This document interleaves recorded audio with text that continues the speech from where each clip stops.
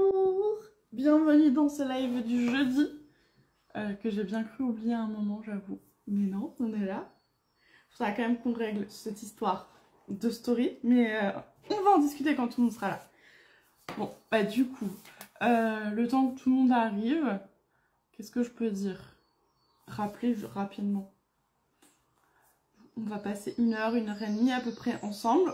Plus 1 heure à mon avis parce que j'ai pas beaucoup de questions, mais c'est de la faute de je sais pas qui. Peut-être moi, mais je suis un vrai gros doute. Bref, on va en parler. Et on va pouvoir papoter autour de la couture. Oh, il y a Nono qui est là. Coucou Nono. Nono, t'es pas censée être en vacances? Est-ce qu'on regarde les lives en vacances? Non. Hein. Non, non, non. Bon, et du coup, non mais j'ai vraiment très peu d'actu à vous donner. C'est vrai, en plus, avant de démarrer, parce que souvent j'aime bien démarrer les lives avec les petits potins du moment, mais il n'y en a pas beaucoup. Si ce n'est, effectivement, on vient de me demander est-ce que je me suis coupé les cheveux? Oui. Voilà. Et j'ai accepté, sous les conseils de ma coiffeuse, la frange rideau. Plus jamais, je déteste. Je déteste. J'ai tout le temps des mèches devant les yeux. Elle se place mal 1 fois sur 2. Faut lisser tous les jours, sinon elle est pas... Ah! Regret. Mais bon, ça c'est pas de la couture, alors on y va. Bon, vous commencez à arriver. Je vais pouvoir vous poser la question. Est-ce que vous avez vu ma story qui disait... Enfin, la story habituelle de tous les à peu près mardi, mercredi, où il y a le rappel du live qui arrive et en même temps, il y a la boîte à questions. Je suis certaine de l'avoir fait. Mais non, elle n'est pas dans mes archives. Alors, est-ce un bug Insta? Ça serait pas hyper surprenant, il y a tout le temps des bugs. 2, j'ai pas publié la story, je m'en suis pas rendu compte. 3, je suis complètement folle. Je ne sais pas. Parce que du coup, ce matin, j'ouvre. Heureusement, j'ai regardé tôt. Il y a beaucoup de oui. Ah, vous avez vu. Oh mon Dieu, je suis rassurée. Non, mais parce que j'étais là, mais je l'ai faite, cette boîte à questions. Et en fait, elle n'est pas dans mes archives. Sauf que j'ai bien l'archive, parce qu'en fait, on a accès sur Insta à nos archives de stories, ce qui est très pratique. Et je vois celle des 3 derniers lives, mais pas celle de cette semaine. C'est pour ça que j'ai remis... Alors, ok, j'ai remis une boîte à questions ce matin. Du coup, je suis désolée pour tous ceux qui regardent en replay, qui n'ont pas vu ma story où j'expliquais que j'avais pas de boîte à questions, qui du coup ont mis une question dans la boîte à questions et qui n'auront pas de réponse. Je suis désolée. Pardon. Du coup, j'ai un peu de questions quand même. Voilà. Franchement, c'est pas si mal. Et après, tous ceux qui sont là en live, bah, vous pouvez les poser. Surtout qu'on a Malvina qui est avec nous. Coucou Malvina. Et elle me met les questions sur Messenger, comme ça je les vois et ça me permet de pas les louper parce que ça va très vite dans les discussions entre les gens qui arrivent, qui partent, les likes, les questions, les gens qui se répondent entre eux. En fait, ça fait défiler la conversation trop vite et je loupe plein de trucs. Et du coup, j'ai vu passer la question, plein me demandaient est-ce que c'est la robe Charlotte. Non, c'est Hermione. C'est ma Hermione préférée. Voilà, Hermione de face. Voilà, Hermione de dos. Je sais même pas si j'ai mis un soutif. Oui, j'ai mis un soutif. Parce qu'en fait, des fois, j'ai la flamme, je mets mes brassières et les brassières, elles descendent plus bas. Donc on voit, mais voilà, ma Hermione. En toile de viscose que j'avais acheté chez Mont Saint-Pierre, mais il y a 1 an et demi. Du coup, je ne sais pas si on le trouvera encore. Après, c'est un motif qui était décliné en plusieurs coloris, donc peut-être qu'ils en ont encore. Donc voilà, et je l'aime beaucoup, ma robe Hermione. Et en plus, je me suis un peu organisée, j'ai pris les livrets des patrons qui ont reçu des questions. Du coup, voilà un peu toutes les déclinaisons autour de Hermione. Et le dos complètement fermé existe, mais uniquement dans la version avec e-book. Voilà. Vous l'avez. Bon. Vous allez bien? J'espère. Ici, il fait beau. Je crois que ça se voit un peu quand même. Parce que s'il y a de l'ombre, c'est qu'il y a du soleil. En ce moment, il fait très beau dans le nord. Donc ça met quand même beaucoup de gens de bonne humeur dans le nord. Parce que nous... Alors, c'est pas qu'on n'est pas habitués, mais... Voilà. Alors, du coup, Malvina, je crois que t'as du boulot parce que j'ai vu passer des points d'interrogation, moi je les ai pas vus.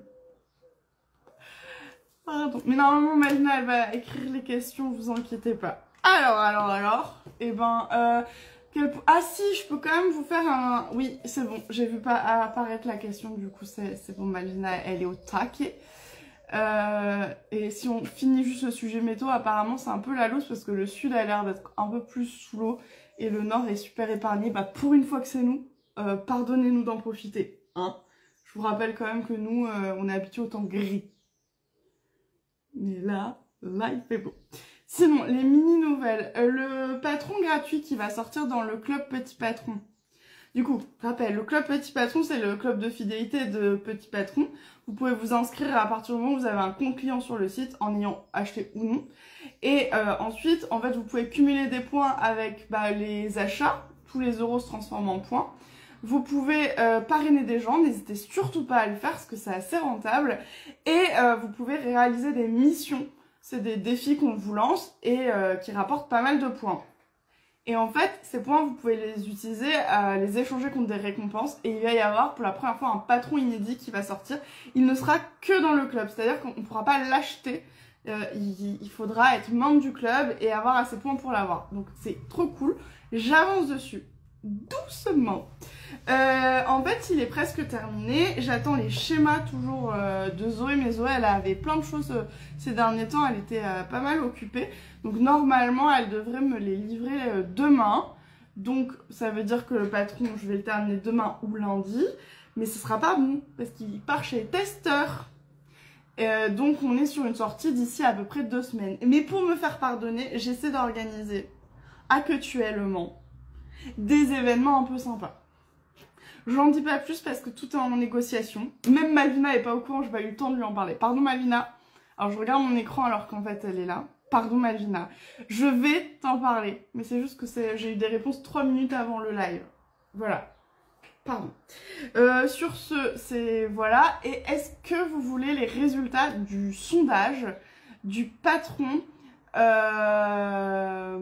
du prochain patron Petit Patron, donc on va dire le vrai prochain patron qui, je l'espère, sortira avant l'été. En tout cas, c'est tout l'intérêt et le but et tout ce qu'il y a.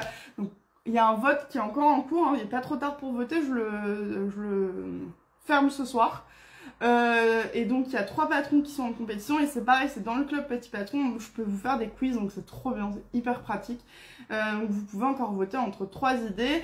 Il y a, je vous spoil pour ceux qui n'ont pas encore vu, mais il y a le sac banane, il y a le boxer pour hommes et garçons et il y a les rangements de valises. Les rangements de valises, si vous voyez pas de quoi je parle, j'en ai méga parlé dans ma dernière vidéo YouTube où je vous parle de tout ma garde-robe cousu main que j'ai embarquée en Thaïlande.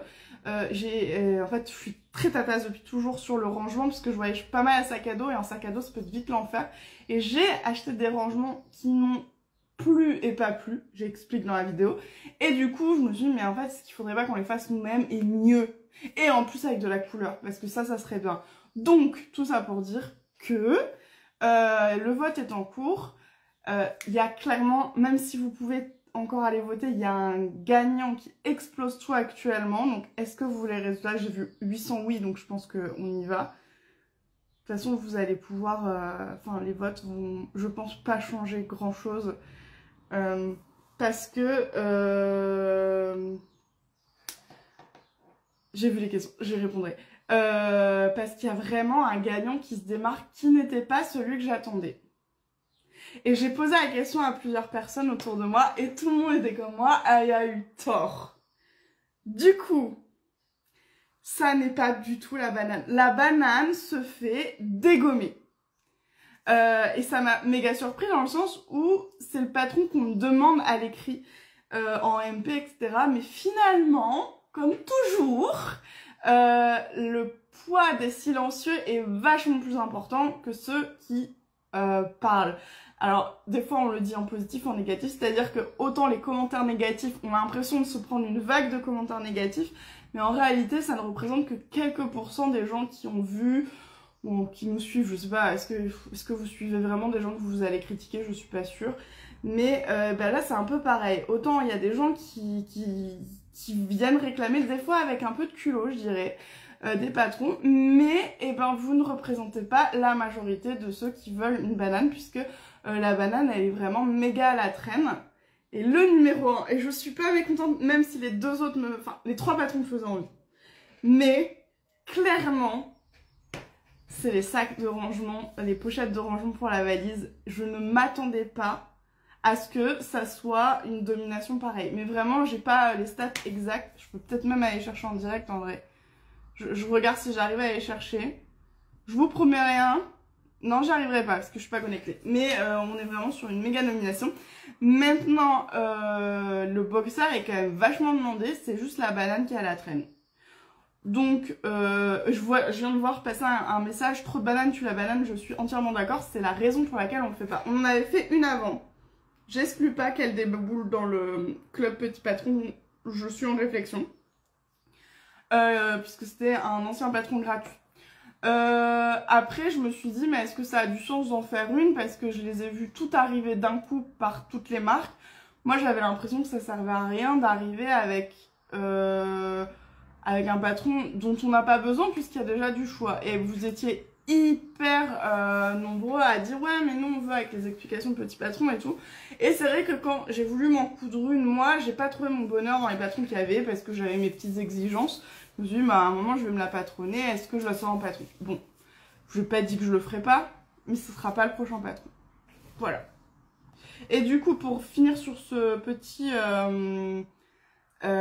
sujet, combien de points il faudra pour le patron? J'ai pas l'info. Pardon. Je n'ai absolument pas l'info. Je vais essayer de vous donner une fourchette. Alors, pourquoi j'ai pas l'info? Parce que je connais pas par cœur tout ça. Alors, est-ce que je suis connectée? Là, je crois qu'on va être autour de 1500 points, mais je suis pas sûre à 100%. C'est... voilà, je suis pas sûre que je l'ai noté quelque part, mais pas ici. Donc voilà. Bon, sur ce, du coup, et ben on y va sur les questions de couture du quotidien. Vous êtes d'accord? N'hésitez pas à les poser parce que j'en ai pas beaucoup. Vu que pour ceux qui ont payé, il y a eu un problème, un bug Insta. C'est pas de ma faute, je suis contente. Donc n'hésitez pas à poser vos questions en direct. Alors on va commencer par le live du coup. Quel tissu choisir pour la robe Charlotte? Est-ce que le voile de coton n'est pas trop léger? Alors, j'ai pas le livret de Charlotte. Mais j'ai fait un post aujourd'hui justement sur Charlotte. Le voile de coton c'est tout à fait possible pour Charlotte, c'est léger et en général c'est transparent.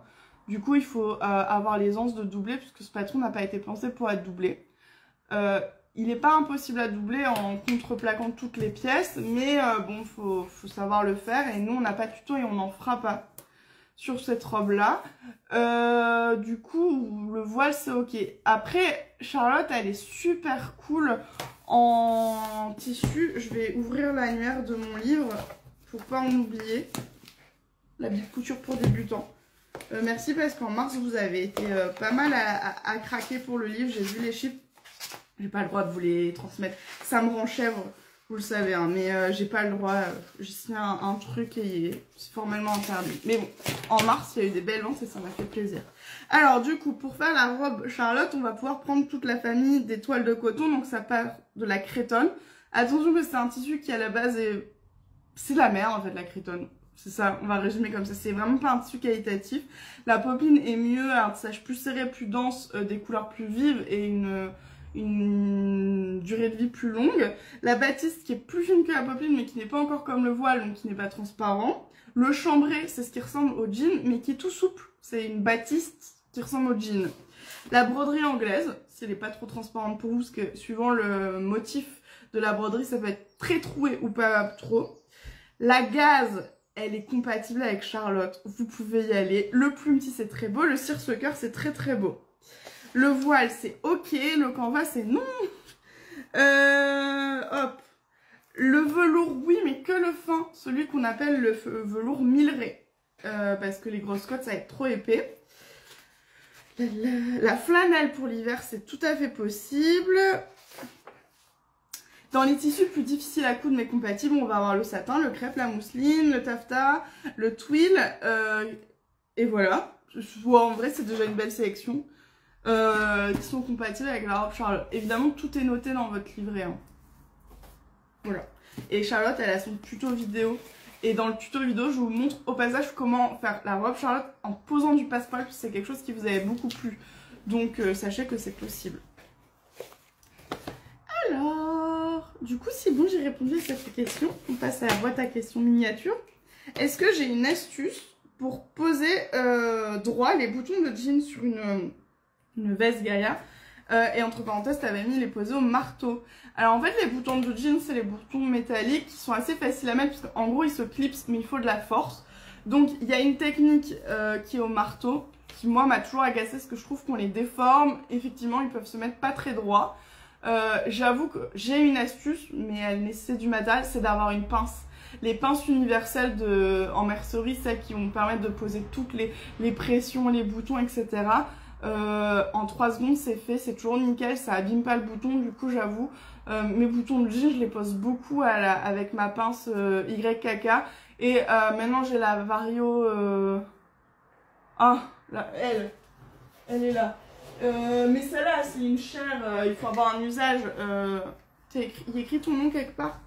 La Vario créative de Prime, je les pose avec. Mais celle-là, elle est trop bien cette machine, mais quand même elle est chère pour les gens qui en ont un méga usage. Mais elle est trop bien.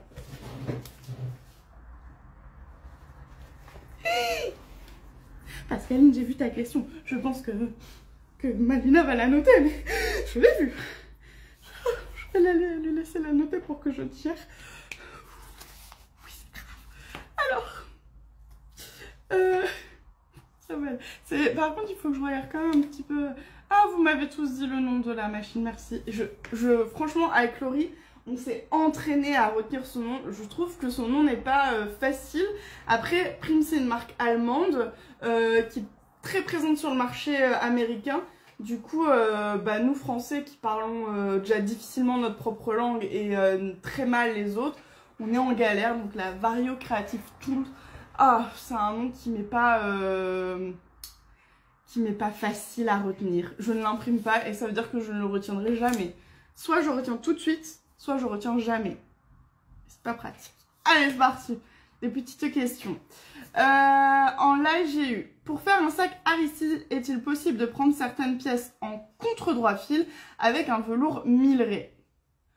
Oui, parce que tu m'as bien parlé de contre-droit fil. Donc, en fait, le droit fil sur vos patrons, est-ce que j'ai un patron à portée de main? Oui, voilà. Une petite pièce, ça m'arrangerait. J'ai une petite pièce. Donc, ceci est une manche.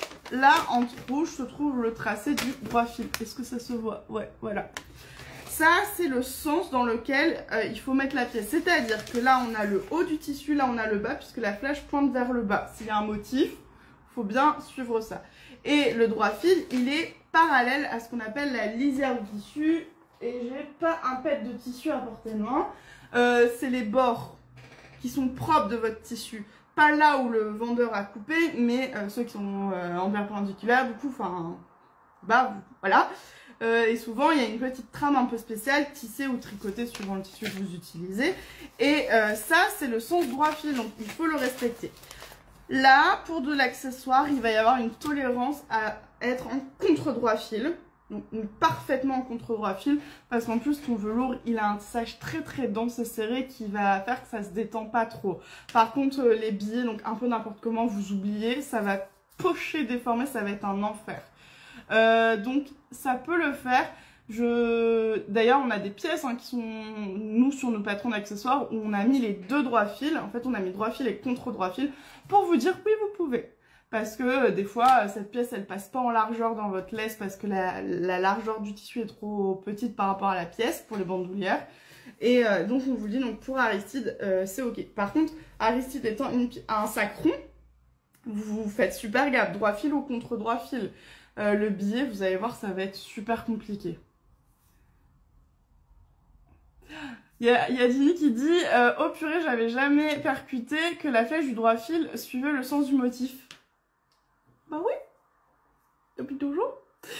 C'est vrai que je n'en ai jamais parlé, mais c'est comme ça que moi j'ai appris à faire du modélisme. On nous apprenait à mettre notre ligne de droit fil et on l'a toujours fléchée En fait, c'est un repère visuel pour que tu n'aies pas à réfléchir 3 secondes et demie à savoir dans quel sens tu mets. En fait, c'est un peu une technique pour te rappeler de vérifier le sens de ta pièce, parce que si tu as un motif, tu n'as pas envie d'avoir le motif à contresens. Il y a des motifs fleuris, ça passe. Et il y a des motifs où il y a du texte, ça passe pas. Et ben, vous êtes plusieurs à dire que vous n'aviez jamais remarqué cette fameuse flèche. Voilà, un autre patron. Donc oui, il y a toujours donc, la ligne de droit fil et la flèche qui vous dit de haut vers le bas. C'est vraiment... En fait, c'est pour que vous n'ayez pas à réfléchir. C'est des réflexes que moi j'ai appris à l'école, mais que j'utilise au quotidien, parce que je trouve que si on veut que la couture soit un plaisir, elle doit pas nous demander de réfléchir sur absolument toutes les étapes. Donc j'estime que moi, mon job en tant que créatrice de patron, c'est de vous faire gagner du temps sur tout ce qui n'a pas besoin d'être trop réfléchi. Donc vous avez le sens de vos pièces pour vos motifs. Et comme ça, vous vous concentrez sur autre chose. Déjà, trouvez le sens des motifs, parce que combien de personnes ici ont regardé le tissu en disant « Il y a un sens ou pas, cette robe? Il y a un sens ou pas ?» Mais 1000 fois, j'appelle quelqu'un pour témoigner. Est-ce que tu penses qu'il y a un sens? Alors évidemment, j'appelle pas mon mec, parce que mon mec, il me dirait « Je vois pas ». Mais j'ai appelé Noémie, Laurie, Zoé quand elles étaient là, Malvina aussi, parce que Malvina, à un moment, on a travaillé dans les mêmes locaux, on était dans la même région. Malvina, tu me manques, tu es loin. Pardon, je m'écarte. Et voilà. Par contre, oui, il y a quelqu'un qui dit pour le velours, ce que j'ai pas précisé et qui est hyper important, effectivement, c'est que le sens droit fil, il a de l'importance, que les poils vont pas attraper la lumière de la même manière. Donc, alors, il y a deux écoles. Il y a ceux qui disent que les poils doivent aller vers le haut. C'est pas mon école. Mon école, mon avis, mes yeux disent les poils vers le bas. C'est la manière dont ça accroche la lumière. Alors, vers le haut, je crois que c'est très ancien. D'ailleurs, c'est un débat que j'ai eu qu'avec des personnes au prénom très vieux. Donc, il y a une histoire de génération. On a plutôt tendance à dire les poils doivent... En fait, on caresse le tissu vers le bas. Donc quand tu vas travailler en contre-droit fil, tu vas avoir un travail de lumière très différent sur ton sac. Mais sur Aristide, c'est beau pour l'avoir fait. C'est très joli, en plus ça permet de travailler sur les côtes. Mais ne le fais jamais sur du vêtement. Et tout doit être dans le même sens quand même. Même si tu es en droit fil contre droit fil, c'est toujours un seul sens comme ça et un seul sens comme ça. Pas comme ça. Ah, c'est dur à expliquer. Hein. Voilà. Malvina, j'espère que tu t'en sors, parce que je me rends compte que je parle beaucoup. Alors, un peu de la boîte à questions. Est-ce que... ok, on est quand même une team poil vers le bas du... Ça me rassure, ça me rassure. Parce qu'une fois, je me suis fait incendier par une dame qui dit « À notre époque, ça n'était pas comme ça. Toutes les jeunes de votre âge qui saccagent notre travail en disant... » Oh, elle a beaucoup de problèmes, cette dame, dans sa vie, pour venir me faire chier pendant je sais pas combien de temps pour son sens de poil. Ah, désolée, mais le poil vers le bas, ça affine. Et on est malheureusement nombreux à vouloir s'affiner, filles et garçons d'ailleurs. Hein. Bref. Oui, voilà, genre tous les poils vers le bas et les autres vers la droite. Merci, c'est vachement plus clair ton explication que la mienne. Donc effectivement, si vous faites le sac Aristide et que vous utilisez la technique du contre-droit fil pour avoir des pièces comme ça et des pièces comme ça, effectivement, quand vous êtes en droit fil, tout vers le bas et on va trancher tous ensemble, effectivement. En contre-droit fil, les poils vont vers la droite. Comme ça, sac. Et oui, j'imite très bien les vieilles dames parce que les vieilles dames, elles ont... Il y en a plein qui sont gentilles, hein. Ma mamie, elle est gentille. Mais elles peuvent m'irriter. Parce que quand elles ont décidé de nous emmerder, elles sont très chantes. Et après, j'aime bien imiter. Vous le dites pas, ma belle-mère, ça tombe, elle regarde le live, je l'imite tout le temps. Mais alors, je tiens juste à me défendre au cas où elle regarde ce live. Son beau-fils fait autant. Mais je pense être meilleure que lui pour l'imitation. Quoique. Bref, on se concentre. Est-ce qu'on peut faire le pantalon Hector dans un tissu qui contient lin et viscose? J'ai très envie de tester. Depuis que je me suis fait ma robina en lin et viscose, j'ai trouvé que le tissu, la viscose apportait la lourdeur, mais le lin apportait la fraîcheur. j'ai envie de tester, donc je vais dire why not. Je ne promets pas que ça soit incroyablement beau, mais j'ai envie d'y croire, que ça peut être sympa. Donc le pantalon Hector en lin viscose. Si quelqu'un l'a fait, je veux bien son témoignage. Pardon, j'ai vu une blague qui m'a fait rire, je la répéterai pas.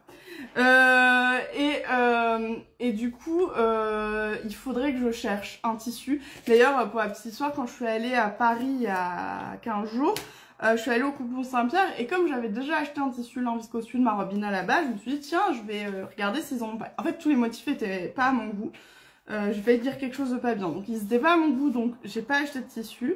Mais il faut que je me trouve un beau tissu lin viscose dans un prix correct parce que comme je suis pas sûre à 100% du résultat et que j'ai déjà saccagé un tissu magnifique que j'avais acheté chez Maison Blue Mood pour un Hector qui ne me plaît pas, que j'ai dû raccourcir. Ceux qui ont vu la vidéo YouTube sont au courant. Voilà, je suis pas prête à pleurer 2 fois d'affilée sur des tissus très très beaux, mais aussi avec le prix qui va avec. Donc voilà. Je crois que ça va. Oh là là, je suis pas concentrée partout. Vous mettez quoi comme ruban pour Charlotte? Si tu... Pas de toutes celles que j'ai montrées. Le ruban que tu vois, c'est du passepoil. Si c'est ça ta question, si tu te demandes comment s'appelle le ruban qu'on voit, dans les décorations, dans Colure par exemple, c'est du passepoil. En fait, c'est un billet, donc c'est un ruban qui a été coupé dans le sens billet du tissu pour apporter plus d'élasticité et donc mieux s'ajuster sur les courbes. Et à l'intérieur de ce billet, on a mis une fine cordelette, on a fait une couture et ça fait un débordement et qui a un but purement esthétique, le passepoil. Donc sur toutes les découpes en colure c'est du passepoil et ici il y a un petit cordon pour resserrer. Nous on utilise soit du vrai cordon quand on trouve la bonne couleur et quand on trouve pas la bonne couleur on utilise du billet, toujours ce ruban. Donc le billet tu l'as, il est déjà préplié en fait comme ça, il est ouvert et après tu l'utilises comme tu veux. Nous on le rabat une deuxième fois pour qu'il soit plus fin, on fait une couture. Et ça devient un joli ruban et ça nous permet d'avoir un ruban de la bonne couleur. Donc, du coup, voilà. Ah, il y a une gale qui se fait engueuler parce qu'elle est censée être en Espagne. Oui, c'est vrai, elle était en vacances. Je connais même l'heure de départ de l'avion d'Anne-Gaëlle. Ça n'a aucun sens, ça, Anne-Gaëlle. Bon, j'espère que j'ai répondu à la question sur Charlotte. Si c'était pas ça la question, n'hésitez pas à la reposer. Parce que peut-être que tu avais mis des commentaires en plus que j'ai pas vu parce que j'ai du mal à suivre la conversation. En fait, je vois un commentaire de temps en temps. Donc voilà. Sinon, vous allez toujours bien? Je vais boire un coup.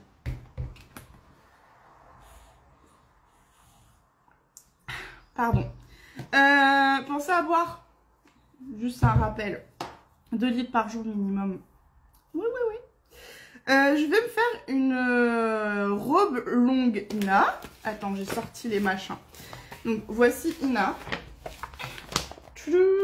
Du coup, la robe longue, ça sera soit celle-ci, soit celle-ci. Hop, on va stabiliser l'écran. Je sais pas si c'est pixelisé pour vous. Elle veut faire une toile et elle se posait une question que je comprends et je vais t'expliquer mon expérience. Enfin, je vais partager mon expérience.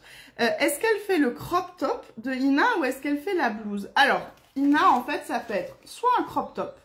Donc, c'est juste ça. Là, j'ai pas pris les instructions du crop, donc c'est pour ça qu'on le voit pas. Soit ça peut être une blouse, soit, donc, elle va s'arrêter comme les blouses, soit ça peut être une robe qui a plein de longueurs. Ta question, elle est super intéressante. Je pense que pour ta toile d'essai, pour vérifier si tu choisis la bonne taille, tu n'as pas envie d'utiliser trop de tissu. Ça a du sens, je comprends. Maintenant, il y a 2 choses à garder. Il y a propre à Ina et dans la généralité. On va commencer par le propre à Ina. Il faut que tu saches que le patron du crop n'est pas le même que la robe et la blouse. En fait, parce qu'il est crop top, le bustier a été retravaillé pour être se poser différemment ici, puisqu'en fait, on voulait pas qu'il y ait trop d'écart et que du coup, à tout moment, le crop se soulève, sachant qu'il est court. T'as peut-être pas envie de montrer ce qu'il y a en dessous, que ça soit couvert ou non. Donc, c'est pour ça aussi que le patron, il est séparé et qu'il y a un super pack. Visuellement, c'est la même chose, mais le patron n'est pas le même. Donc déjà, ne fais pas le crop si derrière tu veux faire la robe. En fait, tu verras que c'est pas la même chose, ça tombe pas pareil sur ta poitrine. Maintenant, l'autre info qui, elle, est très générale, si tu veux faire une robe, va falloir faire une robe. Alors là, on peut tolérer la blouse, je comprends quand même, mais il faut que tu saches qu'en fait, le poids des volants va changer tout le reste de ta robe. Le poids des volants, et c'est pour ça aussi qu'on a fait 2 patrons différents, en fait, comme il va tirer, ton bustier va pas se poser de la même manière s'il a pas de tissu en dessous du bustier, s'il a un peu de tissu ou beaucoup de tissu. Là, tu me dis que tu veux faire une robe longue. Moi, honnêtement, je te recommanderais de faire au minimum en toile la robe au-dessus du genou. Parce que tu auras le rendu le plus proche de ta future robe. En plus, Ina, et vous allez le voir, hein, pour ceux qui n'ont pas encore cousu, d'un tissu à l'autre, le bustier va bouger. Parce que comme c'est un joli bustier très ajusté, là c'est trop beau, mais en fait, suivant la densité du tissage de votre tissu, il peut paraître plus ou moins grand. C'est-à-dire que nous, à chaque fois qu'on se fait une robe Ina, derrière, on est amené à le retoucher. Alors que le patron, on l'a déjà repris, puisqu'on l'a ajusté. Donc le pas à pas pour ajuster est dans l'e-book. Donc ça fait partie du super pack. Mais on le refait quand même, parce que d'un tissu à l'autre, ça change. Surtout par exemple, si tu mets une viscose et qu'après tu vas le faire en voile de coton. Ça a été le cas de Noémie dernièrement. La première qu'elle a fait des Ina, elle était... Des Ina... Bon, passera au-dessus de ça. Elle était en mousseline doublée et là, elle vient de le faire en voile. Elle a dû reprendre son bustier. Donc, pour répondre précisément à ta question, toi, je te conseille vivement de faire la robe.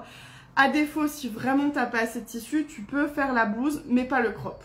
Parce que le crop va pas du tout rendre pareil. Alors, oh là là là là, je sais pas si...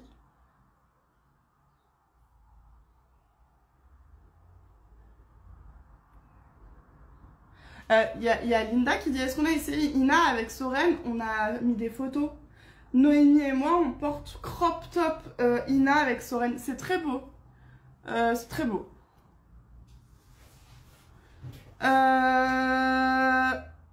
Ok, c'est bon. Il y a une question qui est apparue, mais Malvina, elle l'a notée.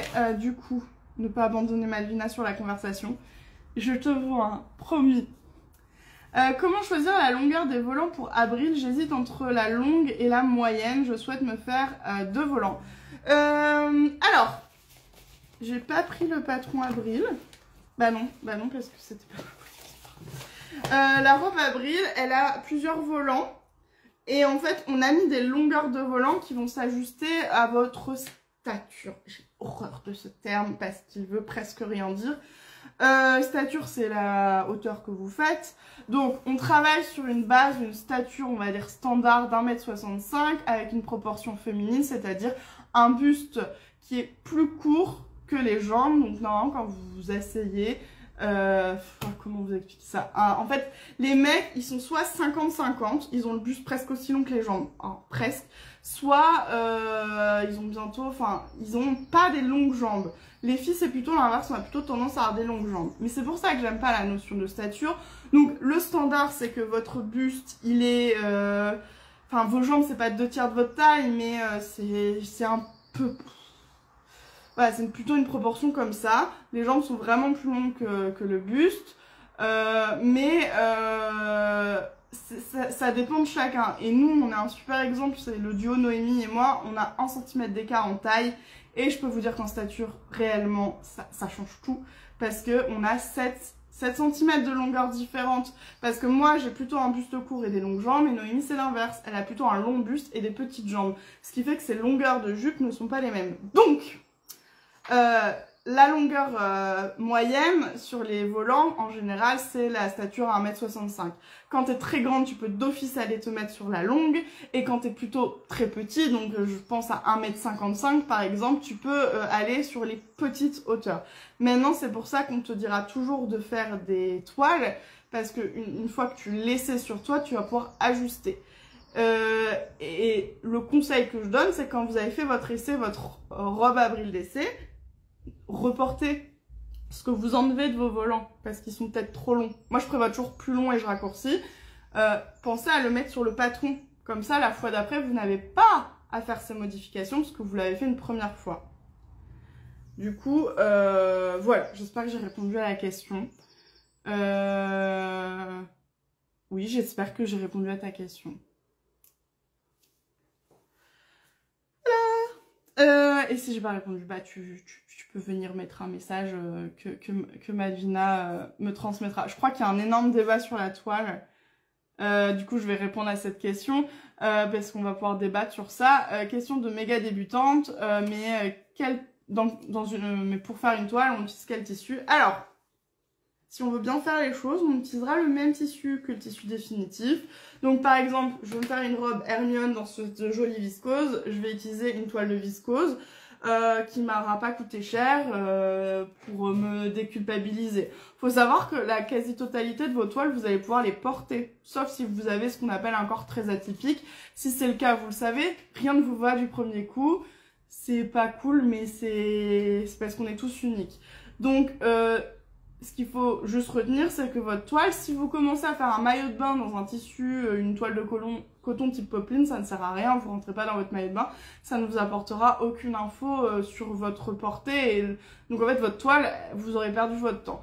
Il faut un tissu le plus proche possible, donc par exemple, on va pas faire une toile de manteau avec une popeline. Le tissu aura un mouvement différent, le poids va jouer, donc en fait ça sert à rien. Maintenant, c'est vrai qu'on essaye de prendre des tissus qui nous ont coûté pas trop cher. Donc, moi, je sais que par exemple, les coupons Saint-Pierre, la qualité est pas exceptionnelle. Hein, c'est pas non plus, même s'il y a des pépites hein, parfois. Mais bon, globalement, voilà, le tissu est pas cher. Et derrière, la durée de vie du tissu va avec. Parce que très souvent, j'utilise des tissus de chez eux pour faire mes toiles. Et après, je passe à mes beaux tissus que j'achète chez Liz Taylor, chez Maison Blue Mood, où là, j'ai mis un peu plus d'argent. Et du coup, j'ai envie de me tromper, de me louper. Encore une fois, tous ceux qui ont vu la vidéo sur YouTube savent pour mon short Hector. J'ai mis très longtemps à le couper. Voilà, c'est une erreur de ma part. Bref, voilà.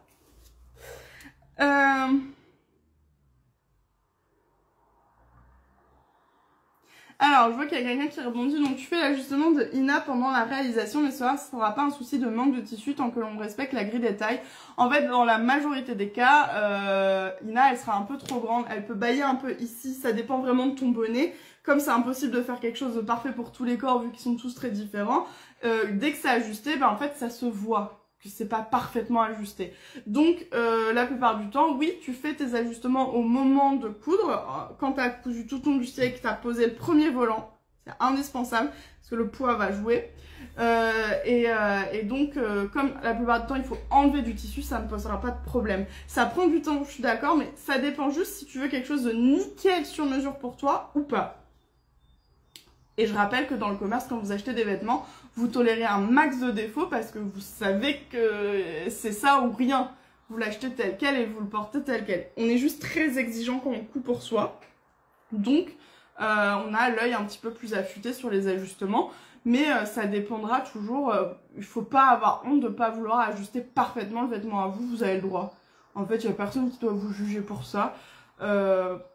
C'est ok aussi. Est-ce que... J'enchaîne avec une question puisqu'à mon avis le temps passe. Ouais, le temps passe quand même. Hein. Est-ce que on peut juste doubler la jupe de la robe Hermione? Alors je vous dis tout le temps, ce patron, il n'est pas simple à doubler. Il demande beaucoup de réflexion et du coup de l'expérience. Il n'est pas impossible, mais nous, on vous a pas fait le pas à pas parce qu'il est déjà très compliqué à expliquer sans être là physiquement avec vous. Et comme il est complexe, il ne devient plus accessible. Et comme nous, on a pour vocation de faire des choses accessibles, on vous dit honnêtement, c'est pas le patron à doubler. Maintenant, si tu veux juste doubler la jupe, oui, c'est possible. C'est juste, faut que tu vois, parce que si tu doubles par transparence, ne mets pas les poches. Parce que c'est chiant de doubler avec les poches. Honnêtement, quand il faut la doubler avec les poches, c'est très chiant. Pour l'avoir fait, c'est très chiant.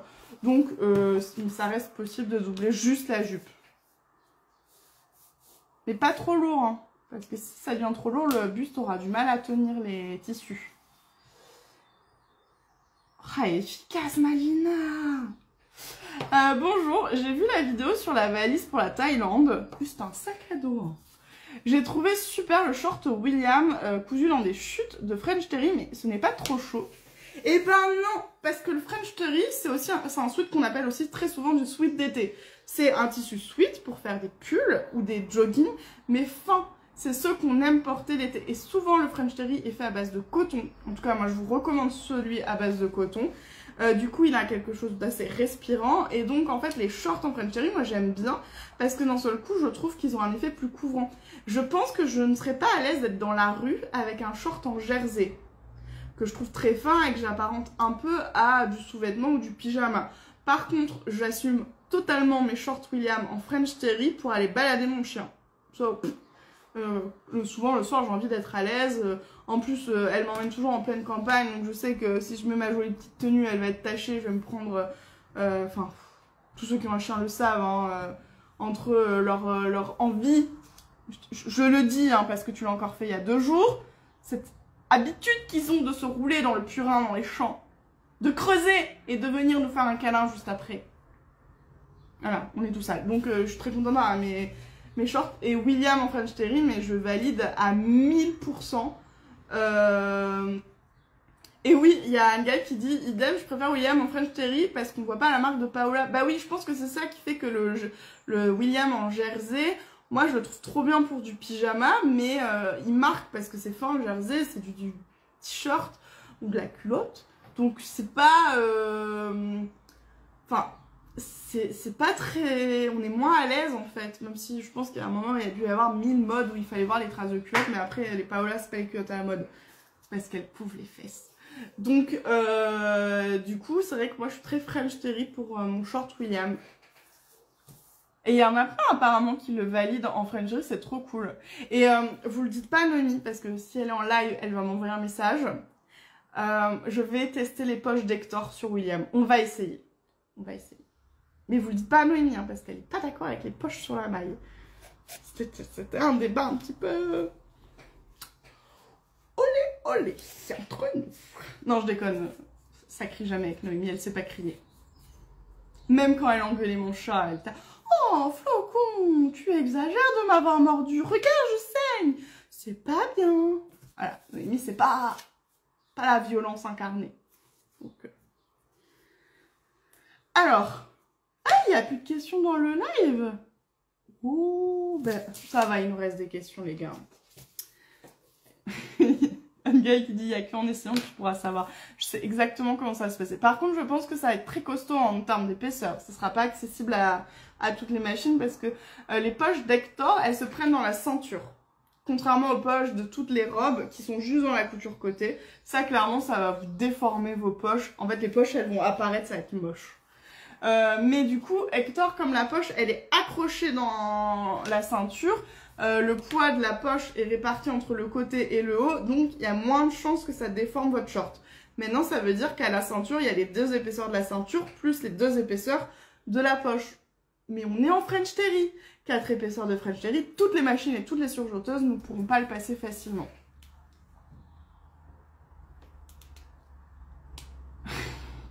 Mais vous pouvez encore poser vos questions, hein, Malina elle est toujours là, vous inquiétez pas. Et en attendant de voir vos questions, moi je vais continuer avec la mini boîte à questions. Alors, est-ce qu'on a des astuces pour reconnaître les aiguilles de machine à coudre, donc universelle, super stretch, etc. une fois qu'elles sont sorties de leur boîte? J'ai bien aimé cette question. Je sais pas si elle est déjà tombée, mais... Alors, dans l'hypothèse où tu utilises que des aiguilles Schmetz, qui très honnêtement, ce que je te recommande, c'est vraiment une marque très qualitative. Et de toute façon, c'est la marque la plus présente en mercerie, etc. En fait, Schmetz, ils ont un petit tableau comme ça, avec le code couleur de leurs aiguilles. Et du coup, ça te permet de savoir, avec ce tableau en 3 secondes, tu regardes ton aiguille, tu dis, ok, il y a cette bande, ça veut dire que c'est telle aiguille. Et j'aurais pu penser, mais sur mon blog Couture Débutant, je vous ai fait un petit tuto, il est gratuit, c'est un tableau à aiguilles. Et en fait, ça permet de planter ton aiguille que tu as déjà utilisée. Dès que tu as fini de l'utiliser, tu la plantes dans la bonne case. Donc, le type d'aiguille, donc universelle, super stretch, jersey, etc. Et sa taille, 70, 80, 90, parce que ça, par contre, lire sur l'aiguille, c'est une galère. Et je me posais la question, je suis allée vérifier tout à l'heure, dans mon livre, toujours la Bible couture pour débutants, je me suis un petit peu battue. Je me suis beaucoup battue, vous le savez.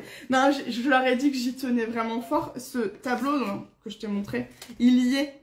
Tu le trouves sur internet, mais sache qu'il est dans le livre à la page 46 sur le chapitre sur les aiguilles machines. Assez logique. En fait, on a galéré parce qu'il faut obtenir les accords de la marque. Donc, on a un peu galéré pour avoir le droit d'utiliser leur schéma officiel. Mais on les a eus. Et donc, c'est dans le livre. Voilà, page 46. Si ça peut t'aider. Tchilou. Ok. Anne-Gaëlle, je l'ai vu ta question sur le sweat. Malvina, tu... Non, c'est bon, je les avais vues les questions. Alors, Attendez. Quelle surjeteuse pour un usage intensif et qui aime bien les épaisseurs? Alors, intensif en personnel ou professionnel? Si tu es en pro, semi-pro, c'est-à-dire que tu fabriques, tu fais de l'artisanat, tu vends sur des marchés, des choses comme ça, passe en professionnel, idéalement. Déjà parce qu'elles sont pas beaucoup plus chères que les familiales en surjeteuse et parce que là, l'épaisseur ne sera plus jamais un problème. Si par contre c'est un usage perso ou que tu n'as pas la place, je suis dans la même catégorie que toi, je n'ai pas la place. Il y a une marque qui est au-dessus de tout le monde, vraiment, c'est Babylock. Tout le monde me dit, alors je les ai déjà utilisées, elles sont incroyables, mais tous ceux qui en sont propriétaires le disent, oui, c'est un budget. La Babylock, elle est au-dessus de tout le monde en prix comme en qualité. Par contre, elle dure dans le temps. Et ça, parce que moi, je l'adore, hein, ma Elna 664 Pro, je l'aime, mais d'un amour fou. Mais là, elle est décédée, c'est pour ça que vous ne la voyez plus. Parce que nous, on avait un usage professionnel avec une machine qui n'était pas à usage professionnel, même s'il y a écrit Pro dedans. On l'a utilisée très intensément pendant 6 ans. Quand je dis très intensément, c'est tous les jours. Du lundi au vendredi minimum, plus les week-ends, parce que j'ai tendance à l'utiliser aussi le week-end. Et donc, en fait, on la faisait réviser régulièrement, on l'a fait réparer. Et un jour, le réparateur il nous a dit, là, elle en peut plus, elle souffre, elle agonise, foutez-lui la paix. Et depuis, moi, je vais ressorti ma vieille Toyota, qui me limite énormément, en épaisseur comme en technique. Mais en attendant d'avoir les sous, je fais avec elle. Et un jour, j'aurai une Babylock. Un jour, j'y crois. Je sais pas quand, ça fait 10 ans que je vous dis ça. Mais voilà, du coup, moi les Brother, c'est pas du tout mes préférés. Brother a une grande qualité, c'est son innovation. C'est une vraie qualité. Mais Brother est une marque de débutants. Pas, ils sont amateurs, mais parce qu'ils sont très forts dans la machine débutante. Ils sont très forts pour faire les prix qui vont avec aussi, et ça c'est trop bien. Mais je trouve que leurs machines en haut de gamme, elles ne sont pas à la hauteur du prix. Je les trouve pas assez puissantes et elles sont lentes en couture comme en surjeteuse. Et elles ont en surjeteuse, elles ont deux défauts. Elles sont trop légères, donc elles tournent sur elles-mêmes. Quand vous l'allez vite, c'est un enfer. Et le bruit. Mais alors, les Brother en surjeteuse, elles sont super bruyantes. Ce qui fait que vous pouvez pas surjeter à n'importe quelle heure parce que vous allez réveiller tout le quartier. Donc si vous avez des enfants qui dorment le soir, c'est galère. La machine qui sur la table et qui s'en va et vous passez votre temps à la ramener, c'est chiant. Mais après, ça reste des machines, en machine à coudre, elles sont super. Mais les surjeteuses Brother, je suis pas convaincue. Du coup, les deux marques que j'aime bien en familial et en pro, parce que les deux font du pro, donc des machines industrielles, c'est Juki, super, et Elna, super. Et d'ailleurs, la 664 Pro de Elna, en vrai, elle est trop bien. Je rappelle que nous, on l'a tuée parce qu'on avait un usage qui était beaucoup trop élevé pour elle. On lui a fait coudre, parfois on lui faisait coudre 6 suites d'affilée dans la journée, et ça, pendant 2 semaines. C'est beaucoup trop pour une petite machine familiale. Et je vois qu'il y en a plusieurs qui disent que Babylock, c'est un investissement qui en vaut le coup. Oui, je le sais. C'est un investissement... c'est un investissement. À mon grand drame, parce que c'est l'une des chances que j'ai, c'est d'avoir des partenariats. Par exemple, ma machine à coudre actuelle et ma recouveuse, c'est Coudre et Broder qui me les a offerts pour que je puisse vous en parler. Et Babylock ne fait pas de partenariat. Évidemment que je leur ai demandé, mais ils le font pas. Du coup, faut que je mette les sous de côté. Je sais pas quand, mais un jour. Peut-être qu'un jour, on va avoir une pluie de Babylock. Si c'est le cas, je vous appelle. Promis, je vous le dis, si un jour il y a un nuage qui fait tomber des Babylock près de chez moi. Par contre, je rentre mon chien parce que ça doit être très lourd, j'ai peur qu'elle se fasse attaquer par une Babylock. Bon, tant qu'à faire l'univers, je veux bien que tu fasses un nuage de Babylock, mais les combiner recouvreuse surjeteuse, s'il te plaît. Voilà. Petit message subtil. Ah oui, Bernina, elles sont super aussi. Bernina, c'est une très très bonne marque. En fait, Bernina, moi je les adore. Je leur fais un reproche. C'est pas un reproche. Je trouve que c'est une info importante, c'est que Bernina, ils ont tout leur mécanisme propre à eux. Donc les pieds presseurs des machines, les canettes, ils sont très... on reste dans notre coin. Et c'est assez cher. Donc quand on s'achète une Bernina, il faut qu'on ait vraiment les moyens. Parce que derrière, il va falloir s'acheter tous les accessoires de la marque. Parce qu'ils travaillent très peu avec de l'universel. Et du coup, bah... je me souviens, j'avais une amie qui avait hésité et elle m'avait dit, bah ouais, mais tu vois, la machine, c'était une belle machine à 1700 €. Elle dit, mais tu vois, tous les pieds, ils sont à 50 € et elle a hésité avec du Janome. Chez Janome, ils étaient en moyenne à 20-24 €. Elle dit, bah en fait, avec mon budget, je peux pas, parce que je me saigne pour ma machine, donc je vais pas avoir les moyens d'acheter les accessoires qui vont avec derrière. Du coup, c'est la seule info que je donne. C'est pour ça, c'est pas vraiment un reproche, c'est juste une info à garder en tête le jour de votre choix. Oui, c'est comme les Janome qui ont un pied 9 mm. Ma mère en a une. Petit regret, c'est chiant. Tout est en 9 mm, il faut tout ajuster. C'est vrai. Alors,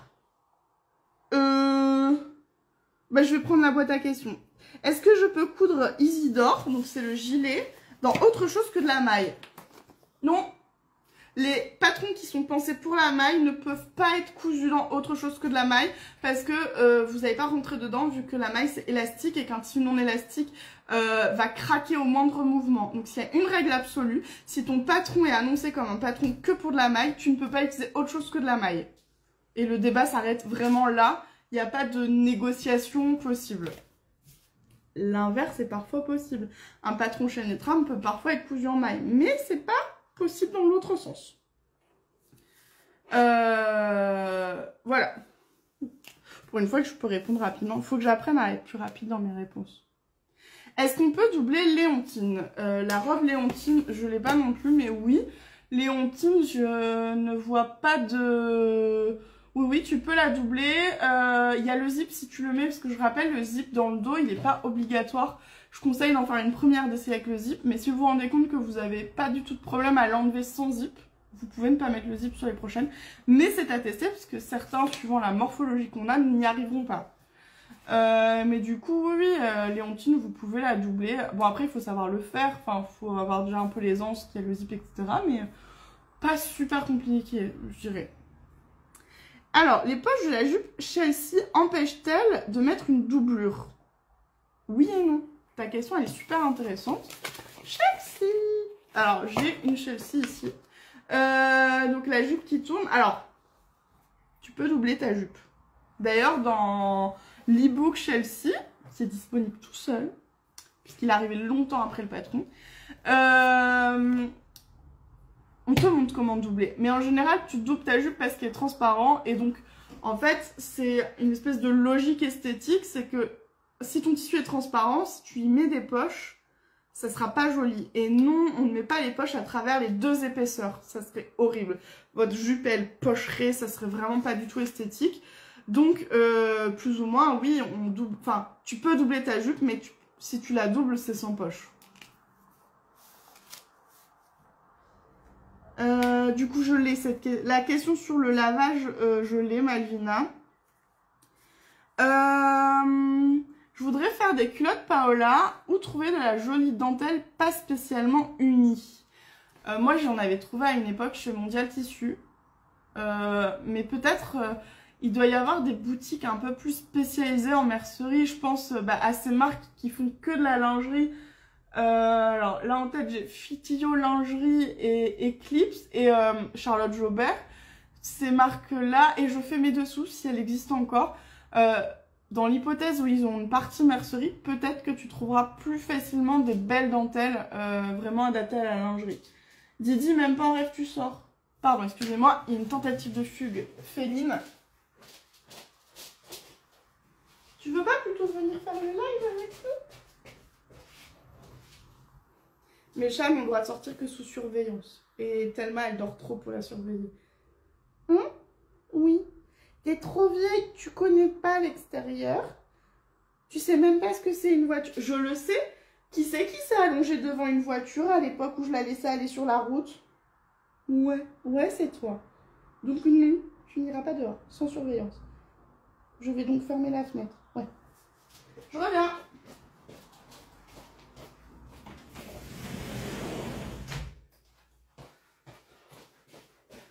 Ouais, parce que normalement, j'ai tellement, elle surveille les chats, elle sait en fait que je veux pas qu'elles aillent plus loin que la terrasse. Et mais là, tellement, elle ronfle, vous verriez, elle est comme ça. Donc je sais qu'elle va même pas remarquer que Didi voulait sortir. Du coup, voilà. Oui, du coup, je vois un commentaire, sinon il y a du mesh chez Avril Fabric pour les Paola. Et c'est vrai, il me semble que le mesh d'Avril Fabric, donc c'est une forme de résille, le mesh. Elle le fait un motif et s'il est bi-extensible, c'est compatible. Je l'ai jamais testé, mais il me semble que c'est le cas chez elle. Ah bah il y a plein de gens qui donnent. Pour les dentelles, apparemment, on en trouve sur un site qui s'appelle Pro Dentel. Je connais pas, mais apparemment, il y a des trucs sympas là-bas. Alors, je veux faire une brassière Elvie. Je fais du 100E. J'hésite sur le type de jersey. Alors moi, j'ai une question. Elle est bizarre, ma question. Tu fais du 100E d'après les standards actuels, très mal notés. Donc, si tu vas dans un magasin de lingerie actuellement, tu fais du 100E. Ou est-ce que tu fais du 100E, qui est un vrai 100E, c'est-à-dire que tu es au courant que y a une vraie catastrophe sur la prise de mesure du bonnet. Alors, je dis ça, je monte mes nichons, je fais du F. Ouais, je sais, on dirait pas. Pourquoi? Parce qu'en fait, c'est pas c'est pas ça qui fait ton bonnet, c'est la forme qui fait le bonnet.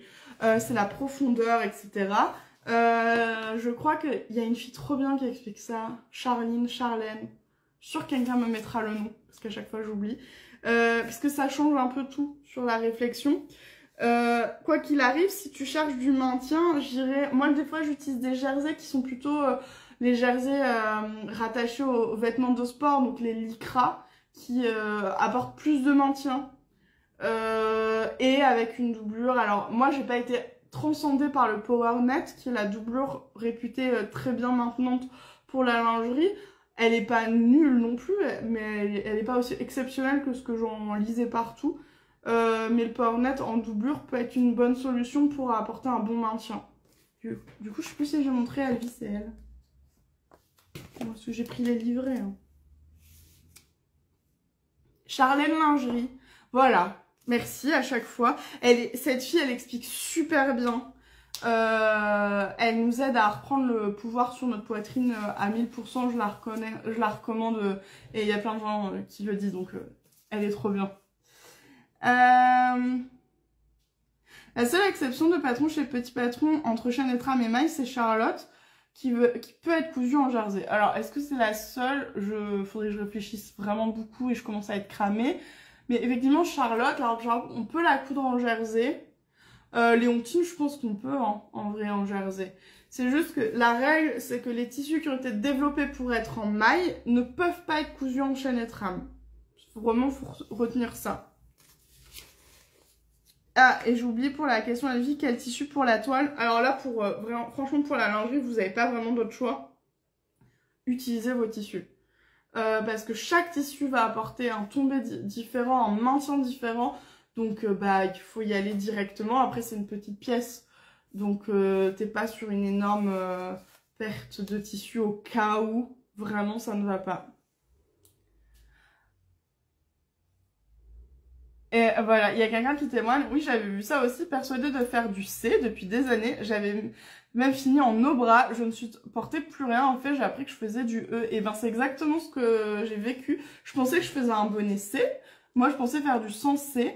Et du coup, je ne supportais aucun soutien à gorge parce que les baleines, je les enlevais systématiquement. Et en fait, grâce à Charlène Lingerie, j'ai découvert que je faisais un 110F. Ce qui est quand même pas du tout la même chose. Et en fait, c'est tout simplement que moi, mon bonnet, il commence beaucoup plus loin. Donc, il a besoin d'être plus... en fait, il a besoin d'être couvert à partir de là. Alors que le C, il me couvrait qu'à partir d'ici puisque c'était plutôt un petit bonnet. Et du coup, en fait, il y a plein de tailles, enfin, il y a beaucoup plus de variétés dans les tailles. Mais ce qui est hyper intéressant, c'est pourquoi on est si mal informé. En fait, c'est l'industrie de la mode papier qui a créé une tendance des petits seins qui doivent être complètement serré dans le soutif. On a rendu en fait cette image là de ces mannequins qui ont des seins qui débordent de partout. On a rendu ça esthétique, mais à un tel point, on l'a tellement vu dans les magazines, qu'on a normalisé ça. Et comme malheureusement aujourd'hui en magasin, les vendeurs ne sont pas formés à leur métier, c'est-à-dire que on a beaucoup de vendeurs qui connaissent pas leur métier. Vous allez acheter un aspirateur chez Boulanger ou de la lingerie, en fait ils ont 3 connaissances et demie parce qu'ils n'ont pas fait d'études dans le secteur et du coup ils sont pas suffisamment formés pour nous renseigner. Et donc tout ça a mené à ce qu'on ne connaisse pas du tout notre taille de soutien-gorge. Et c'est très triste.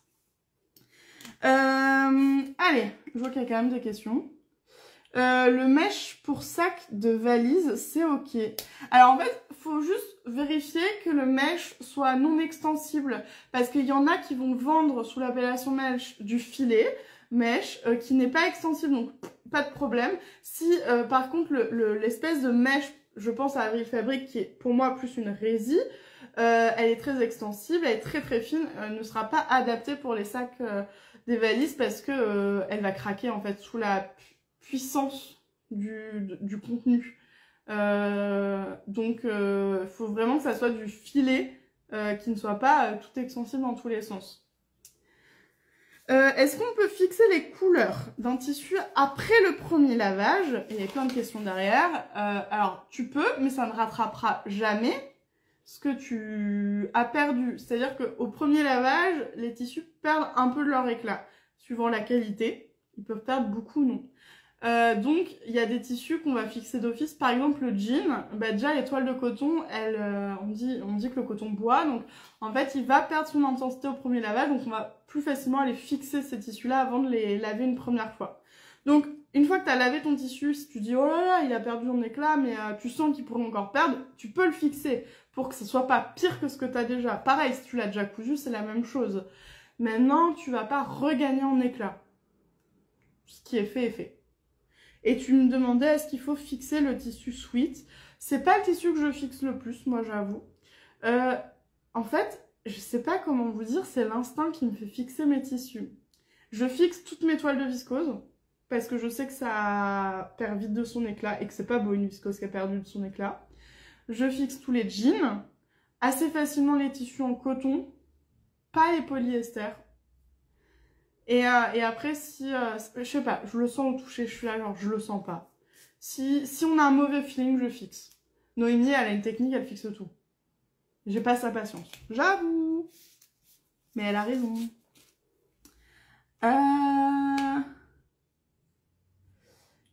Alors, les bas pépés me rentrent dans les fesses, instant glamour, malgré le fait que je suis entre du 42 et du 44 aux hanches et que je choisis le 44.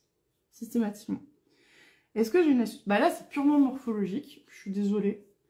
Est-ce que j'ai une astuce? Bah pas vraiment. Parce que là, en fait, t'es dans la catégorie des différences morphologiques importantes. C'est-à-dire que tu sors vraiment de la moyenne. Donc comme un patron ne pourra jamais aller à tout le monde, même si nous, on essaie de le rendre le plus inclusif possible en pensant sa coupe pour qu'elle aille à un maximum de personnes, et ben là, tu en sors un peu. En fait, il faut faire de l'ajustement en fait, modélisme, mais je peux pas l'expliquer en live. J'avoue, je pourrais pas expliquer, enfin, il faut tester. Mais faut que tu regardes un petit peu ce qui faut que tu essaies de comprendre ce qui manque pour que, du coup, ça te rentre dans les fesses. Il y a un endroit où ça manque, il faut que tu essaies d'analyser, de dire, ok, à quel endroit ça tire finalement, parce que ça veut dire que c'est là qu'il manque du tissu et qu'il faudra en ajouter un peu à cet endroit-là. C'est un peu un raccourci monumental, hein, je tiens à le dire. Comment je fixe les tissus? Bah, nous, on a la méthode la plus classique, c'est une tasse de gros sel avec une tasse de vinaigre dans un grand seau d'eau. Et on mélange ça, on laisse le tissu tout seul, un tissu à la fois, sinon les couleurs vont se mélanger, ça va être une cata. Toute une nuit. Et après, on le lave. Et pour les tissus qui font peur, comme le jean qui a tendance à se marbrer, moi, le premier lavage, je le fais sans tambour, sous vos conseils à vous maintenant.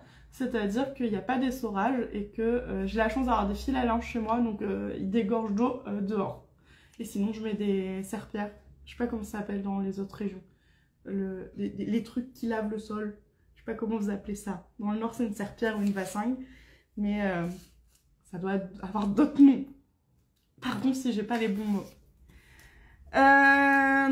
Qu'est-ce que le Jersey Sport? Bah, tu me demandais du coup si c'était du lycra. Le Jersey Sport, c'est pas un nom officiel, c'est une manière un peu de définir les jerseys qui contiennent énormément d'élastane ou des fibres élastiques pour apporter plus de maintien et un tissu qui va être plus dense et revenir beaucoup sur lui-même. En fait, il va pas se détendre. Donc effectivement, les tissus en lycra, alors, lycra c'est une marque déposée, on le rappelle, mais c'est le nylon le vrai terme. Mais bon, il peut y avoir du nylon extensible et non extensible.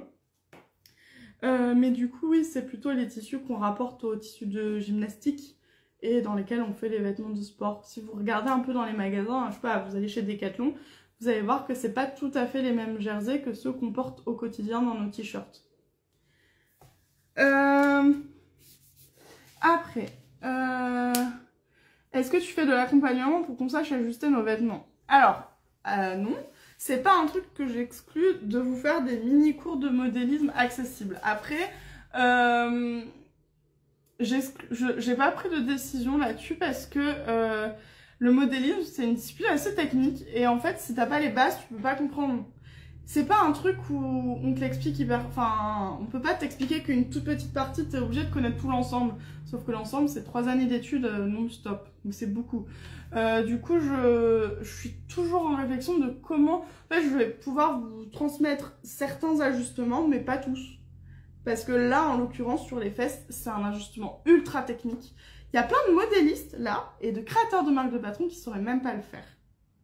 Parce que c'est la partie la plus technique. Donc si t'as pas une vraie formation de modélisme en école et qu'une formation un peu accélérée, bah c'est des choses que tu sais même pas faire. Et Noémie, elle est experte là-dedans, et c'est vrai que c'est un truc, vous en rendez pas forcément compte, mais Noémie qui a fait les patrons pendant 6 ans chez Petit Patron, en fait c'est une modéliste, mais ultra experte du sur-mesure. Et tous les modélistes n'ont pas ces capacités à elle. Donc elle nous a apporté énormément chez Petit Patron avec toutes ses compétences techniques d'ajustement. Alors, pour coudre Gaston, est-ce qu'on peut remplacer la laminette par du droit fil? Gaston, c'est t-shirt et robe? Absolument pas. Ça reviendrait à vouloir faire un gâteau au chocolat et de remplacer le sucre par du sel. La laminette ne concerne que les tissus extensibles, le droit fil ne concerne que les tissus chaîne et trame non extensibles. Tu ne peux pas changer. Donc, pour Gaston, c'est laminette obligatoire. Alors, si tu n'utilises pas de laminette, il n'y aura pas de drame immédiat. Sache juste que ton t-shirt aura peut-être un peu moins de tenue, sera peut-être moins joli et va pas durer aussi longtemps qu'avec la minette. Mais tu peux t'en passer. Je préfère largement que tu ne mettes pas de la minette plutôt que de mettre du droit fil où là, ça sera la catastrophe. Et je sais pas si c'est toi, mais quelqu'un demandait est-ce qu'on peut agrandir l'encolure de Gaston? C'est du modélisme pur qui va changer tous les aplombs, donc je vous le dis souvent, c'est non. Par contre, si vous préférez un t-shirt avec une encolure plus ouverte, vous avez Edgar, qui est beaucoup plus ouvert ici. Voilà. Le tissu bord-côte revient vite aussi après avoir tiré dessus. Oui et non, parce que quand il est de mauvaise qualité, c'est un peu un enfer. Le bord-côte, ça ne sert qu'à faire des poignets, des bordures d'encolure ou de bas de vêtements. On coupe pas de vêtements avec. C'est un tissu qui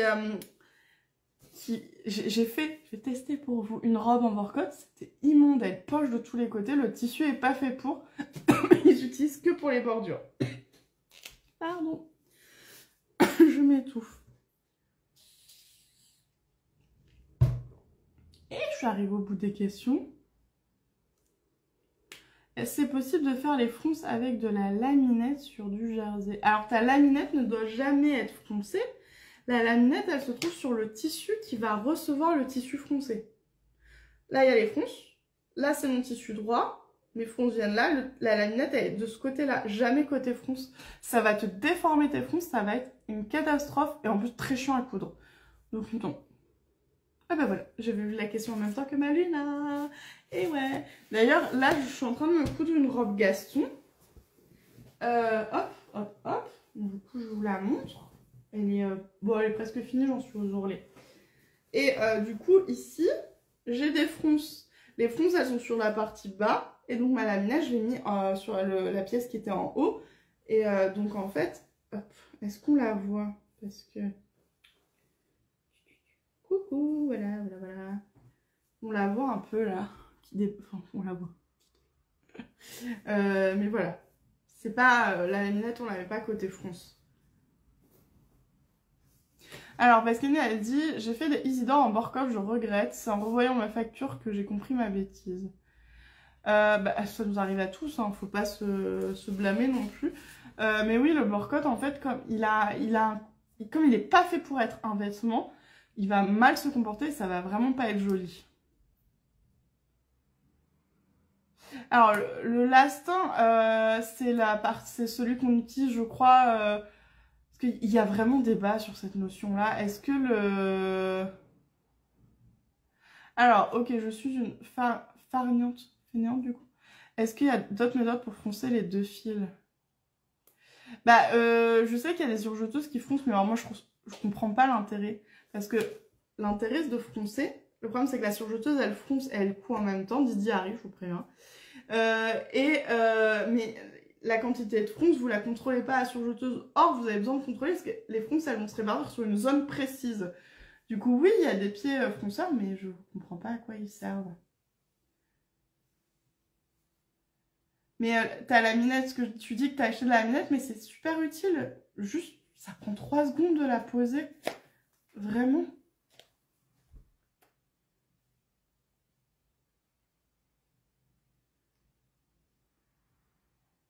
Alors du coup, je connais pas la technique, je la trouve très louche. Je t'avoue, la technique du fronçage laminette.